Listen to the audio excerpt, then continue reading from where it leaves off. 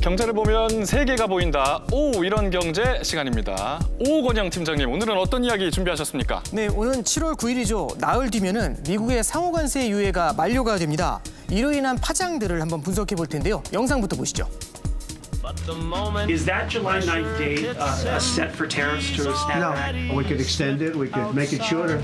I'd like to make it shorter. Taco Trump is a taco. Trump always chickens out, throws tantrums, then goes big some. And we're going to be sending some letters out starting probably tomorrow, maybe 10 a day.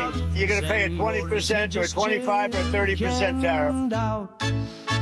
저 트럼프 대통령의 타코 밈이 오히려 자극이 되는 건 아닐까 걱정도 되는데, 보니까 상호관세를 그전에는 표로 제시를 했었는데 이제는 서한으로 통보를 하겠다는 거네요? 이제 참 행운의 편지도 아니고 별로 받고 싶지 않은 편지가 되지 않을까 싶습니다. 네. 이제 참고로요, 이제 지난 4일이었죠. 12개국에 대해서 관세 서한에 서명을 했고요. 7일부터 발송한다고 하죠. 그리고 미국의 돈이 8월 1일에 들어오기 시작할 것 이렇게 얘기를 하면서 상호관세 발효를 조금 미루는 뜻을 드러내기도 했습니다. 계속 말이 바뀌고 있는 건데요. 상호관세율도 10에서 20%, 최대 60에서 70%까지 언급이 되고 있는 상황입니다. 네, 어떤 편지를 받을지 협상국들은 발등에 불이 떨어졌습니다. 오 팀장님, 현재 그러면 관세 적용 어떻게 되어 있는지 정리를 해주시죠. 네, 그래서 한번 좀 준비를 좀 해봤는데요. 한번 잠깐 보시죠. 4월 2일이었죠. 트럼프 행정부가 185개국에 대해서 보편 및 상호 관세를 발표했는데요. 보편 관세는 현재 10%로 발효가 되고 있는데 이 지도상에서 보시면 노란색으로 나타나 있습니다. 그리고 이들 국가 중에서 주요 무역 대상국인 57개국에 대해 가지고는요, 상호 관세를 현재 발표를 했는데 90일간 유예가 돼 있고요. 이 지도상에서는요, 빨간색 계통의 색깔로 표시가 되어 있습니다. 지금까지 협상이 완료된 국가, 이 상호 관세에 대한 협상이 완료된 국가는 영국하고 베트남인데요. 베트남 같은 경우는 지난 2일 날 46%였었던 상호 관세율을 20%까지 낮췄죠. 오, 절반 이하로 지금 떨어졌습니다. 베트남이 협상을 잘했다고 봐야 될까요? 이렇게 겉으로만 보면 이제 절반으로 깎았으니까 잘했다라고도 볼 수 있는데 좀 내용을 들여다볼 필요가 있습니다. 미국이 생각하는 중요 산업은 이제 반도체, 자동차 이런 건데요. 베트남의 주력 산업은 전자기기, 섬유 이런 쪽입니다. 그래서 협상이 훨씬 덜 복잡했을 것이다라고 추정이 되는데요. 무엇보다 이 미국이 동남아 국가에서 관세를 세게 때렸던 주된 이유가 중국의 우회 수출을 막는 거였습니다. 그래서 제3국 제품이 베트남을 거쳐서 미국으로 수출하는 환적 상품에는 관세 40%를 부과한다는 항목이 들어있는데 이건 전적으로 미국의 요구에 맞췄다고 볼 수 있고요. 다만 베트남이 상품을 만들 때 중국의 부품이 들어와서 이제 중간재들을 들어와서 만들어야 되는데 여기에 따라서 얼마나 들어가는지에 따라 적용 품목이 또 달라질 수 있고 관세율도 달라질 수 있기 때문에 이건 추가로 추후 논의를 더 들여다봐야 할 것 같습니다. 예. 네, 고 교수님께서 정확하게 지적을 해주셨는데요. 사실 단순히 관세율이 46%에서 20%로 낮춰졌으니까 베트남이 득을 본 거다, 이렇게 판단하기는 좀 이릅니다. 특히 베트남이요, 농산물 같은 미국산을 수입을 할 때 비관세를 적용하기로 합의를 했는데, 물론 이게 쿼터제일지 아니면 장벽을 아예 없애는 건지는 정확히 공개되진 않았습니다. 그렇다고 하더라도요, 베트남이 미국으로 수출할 때는 20%의 관세가 부과가 되는데 미국에서 베트남으로 수입을 할 때는 0%의 관세가 부과가 되는 것이죠. 그리고 참고로요, 영국 같은 경우도 일부 쿼터제로요, 미국산 농산물에 대해서는 무관세를 적용하고 있기 때문에 앞으로 다른 국가들하고 협상을 할 때는 이 이슈가 불거질 것으로 그렇게 생각하고 있습니다. 예, 그렇다면 이 나라를 좀 지켜볼 필요도 있겠습니다. 최근 트럼프 대통령이 공개 저격에 나선 나라가 있는데 영상 먼저 보시겠습니다. I'm not sure we're going to make it. I doubt it. But Japan, they're very tough. You have to understand they're very spoiled. And they need rice so badly, but they won't take rice. So I think that was an easy one. 日本はアメリカにおける世界最大の投資国である。そしてアメリカにおいて世界最大のいろんな国が投していますが、雇用を生み出しているということです。 그래도 일본은 미국의 최우방국 중 하나인데 버릇 없어졌다는 표현까지 사용을 하네요. 이게 참 저도 이제 더티하다라는 단어까지 나왔었고 버릇없다는 얘기까지 나오니까 참 예. 당혹스럽기도 합니다. 근데 일본이 이제 계속 주장해 오고 있는 게요.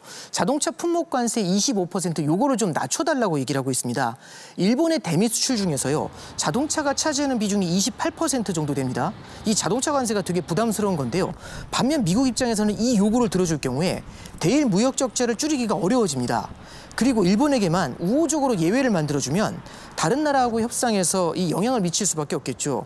그리고 90일 기간이 다 해가는데 가장 우호적일 것 같던 일본이 이렇게 협상을 좀 지연시키고 있으니까 이에 대한 불만을 나타낸 게 아닌가 그렇게 생각이 됩니다. 그러니까 일본도 좀 지지 않고 강하게 나갔거든요.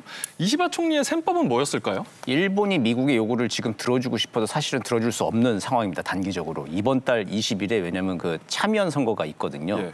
그렇기 때문에 그 트럼프가 지금 일본이 쌀이 부족한데 미국 쌀을 사라 이제 이렇게 얘기를 하지만 이미 일본은 미국산을 포함해서 외국 쌀을 많이 수입을 하고 있고 집권당인 자민당은 농촌 지역이 지지 기반이라서 쌀 시장 개방이 쉽지 않습니다. 그러니까 일단 선거가 끝나고 협상할 걸로 지금 일본은 보고 있는 것 같습니다. 예, 일본은 우리와 협상 쟁점이 유사한 나라라고 꼽힙니다.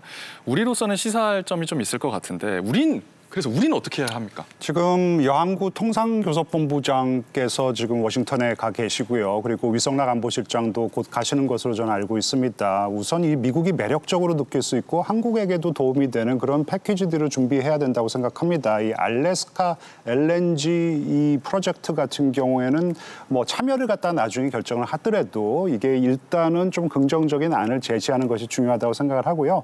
지금 미국이 또 우리나라의 이 플랫폼 법안에 대해서 문제를 삼고 있습니다. 이 공화당 의원들이요, 이 법안이 구글, 아마존, 이 메타와 같은 미국의 빅테크 기업의 한국 진출을 어렵게 한다 이러면서 철회를 촉구하고 있어요. 수정을 조금 고민을 해봐야 된다고 생각을 하고요. 일본과는 달리 우리나라는 지금 뭐 임박한 선거가 없기 때문에 뭔가 조금 전향적으로 협상을 할 수 있는 그런 국내 정치적인 환경이라고 생각을 합니다. 하지만 우리가 뭔가 조금 더 개방을 하고 뭔가 조금 더 내준다고 하더라도 이런 과정에서 국민들을 설득시키는 어떤 그런 과정도 병행돼야 한다고 생각을 합니다. 예, 우리의 협상력이 중요해지는 시점 같은데 그래서 미국은 상호 관세를 통해서 뭘 노리는 걸까요? 근데 이게 관세를 얘기할 때 빼놓지 못하는 게 이제 감세죠. 앞에서도 이제 말씀드렸지만 대규모 감세 법안이 통과가 되면서요. 미국의 성장을 갖다 끌어올릴 수는 있습니다. 근데 문제는 재정 적자가 커진다라는 거죠. 재정 적자 때문에 향후 10년간 3조 3천억 달러 정도의 재정 적자가 늘어날 수 있다. 이렇게 얘기를 하는데 트럼프 행정부에서는요. 관세 수입을 통해서 이걸 어느 정도는 좀 벌충할 수 있다. 이렇게 얘기를 하고 있습니다. 다 메울 수 있겠어요? 근데 이제 이걸 한번 단순 계산이지만 한번 해보도록 하죠. 잠깐 한번 계산을 해보면은요. 트럼프 취임 이후 5개월 동안 미국의 관세 수입이 1,000억 달러 정도 됩니다. 이거를 향후 10년 동안 이어진다라고 가정을 하면은 이게 2조 4천억 달러 정도로 계산이 되거든요. 그러면 3조 3천억 달러의 70% 정도는 메이크업을 할 수 있다. 이제 이렇게 볼 수가 있는 거겠죠. 예. 트럼프 말이 결국 맞는 거 아닙니까? 근데 이제 이렇게 보시면 될 것 같습니다. 지금 이제 우리가 결국에는 딱 몇 개월 동안에 있었던 이 숫자를 가지고 요 1,000억 달러 정도가 늘어난다고 하는 말씀을 드렸잖아요. 이게 단기적으로는 고율 관세 부과 이전에 미국의 수입이 크게 늘어나면서 관세 수입이 되게 많이 늘어났던 거거든요. 이 1,000억 달러가 향후에도 계속 이어질지 이건 알 수가 없고요. 그리고 하나 더 첨언해서 말씀을 드리면 인도 같은 경우는 지금 미국한테 보복 관세를 부과하겠다는 얘기까지 하고 있고 미국의 협상 시한을 맞추지 않겠다 이렇게까지 얘기를 합니다. 다른 국가들도 만약 이렇게 나오게 됐었을 때는 이 무역 협상이 미국 뜻대로 흘러가지 않을 그런 문제들도 존재합니다. 예, 각국의 협상력이 어느 때보다 중요한 시점으로 보입니다. 정말 많은 변수들이 작용할 수 있겠습니다만 그 속에서 세계는 또 우리는 어떤 대처를 해 나갈 수 있을지 치밀한 준비가 필요해 보입니다.